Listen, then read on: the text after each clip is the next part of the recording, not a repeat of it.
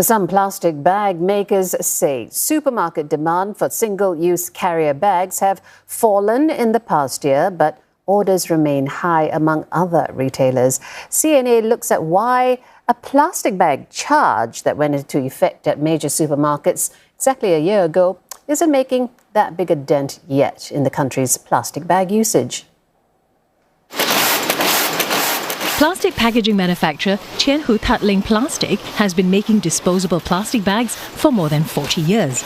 But since last year, after some supermarket chains were required to start charging at least 5 cents per bag at checkout, orders from them have nearly halved.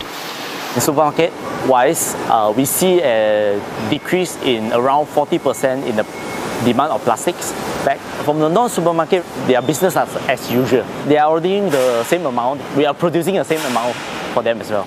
One consumer behaviour expert says this is not surprising as the plastic bag charge is still new and it takes time for mindsets to change. It doesn't happen necessarily overnight to all the shops, all the stores out there, but it starts slowly, one at a time, so that people have the time to get used to it and to start adopting this habit of bringing their own bags. The plastic bag charge only applies to large supermarket chains like FairPrice, Sheng Siong and Cold Storage. 6 months in, the government reported a 50 to 80% drop in their use at the supermarkets. It's progress, but the challenge is in getting buy-in from consumers beyond the supermarkets. Most of my customer doesn't bring back. Maybe out of 10, maybe 1. But that also not a frequent thing where they actually bring along. 有时买3个2块8，他就要一个一个放。我们跟他讲，现在环保，你们还要这样，连他们还是要咯，连我们没有办法也是给咯。 Associate Professor Hannah Chang says more consumer education and engagement may be the answer. I think many times people may not be fully aware or cognizant how the type of negative impact these single-use plastic bags have on our environment. So this is where awareness becomes very important. That's what Allswell Polythene is already doing. The wholesaler that's seen a 15% decline in orders is encouraging clients to choose more eco-friendly bags like those made from recycled plastic resin.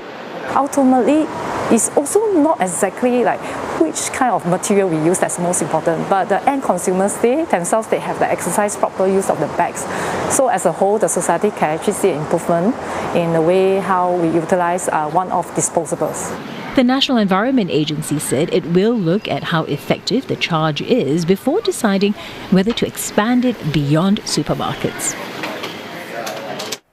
Well, let's dig deeper, shall we? We've got some analysis from Dr. Samer Hajjar. He is the Senior Lecturer of Marketing at NUS Business School. Dr. Hajjar, welcome. Wow, 1 year since the plastic bag charge went into effect at large supermarkets. Now, if the point was to get people to reduce disposables and packaging waste, what do you think? Is it working?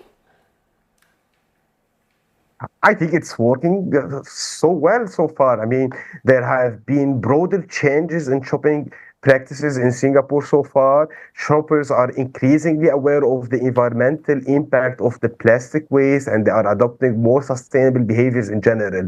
And let's not forget that governments have implemented very serious campaigns to reduce plastic use, such as banning the use single-use plastics, imposing taxes or charges on plastic bags, promoting the use of reusable alternatives. And in general, I can see that there is a growing consumer awareness about the negative impact of the plastic on the environment, particularly on wildlife. And this awareness is driving more consumers to adopt eco-friendly practices. Jill, I can say that we have a cultural shift towards sustainability that's becoming more evident in Singapore. Consumers are increasingly practicing environmentally friendly behaviors as part of their daily lives. And I think during their shopping, they are practicing this during every single decision. So people are becoming more and more aware about the negative impact of plastic on the environment. Well, so you're telling me that there is a mind shift, a mindset change going on. Shoppers are actually thinking about how many bags do I really need? How many reusable bags should I be bringing with me today? Wait, what about you? Are you using reusable bags, Dr. Hajjar? I'm eco-friendly person. I'm not perfect.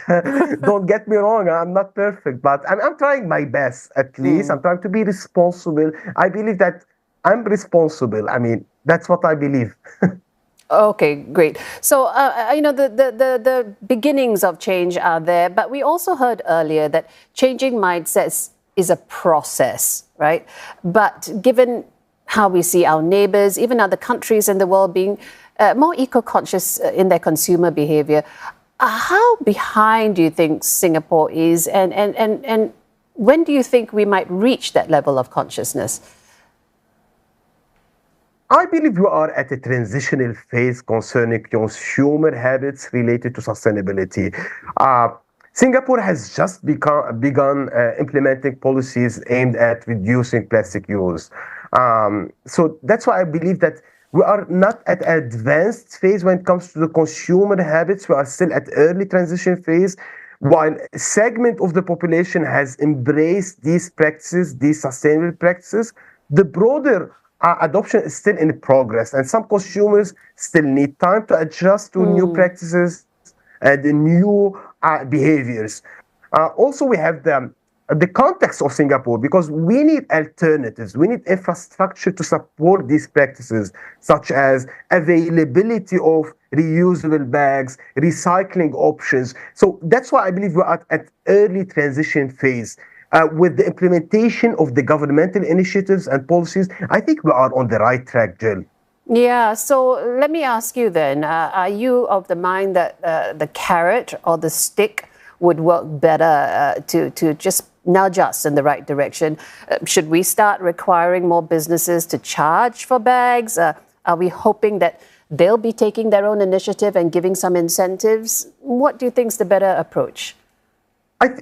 I think it's a collective responsibility. Governments have to push for more incentives, more rewards to the consumers who are adopting sustainable behaviors. Retailers as well have to push for more sustainable practices, and third party like NGOs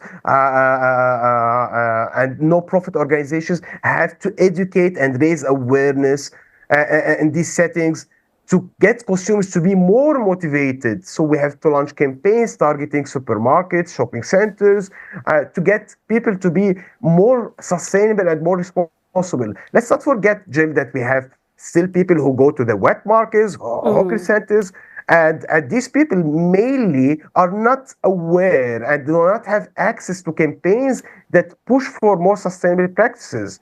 So that's why I believe that we have collective responsibility, including the main stakeholders, the government, the retailers, and the no-profit organizations. All right. Well, you put it in a very nice collaborative way there, Dr. Samer Hajjar. Thank you so much for being with us. And Dr. Hajjar is a senior lecturer of marketing at NUS Business School.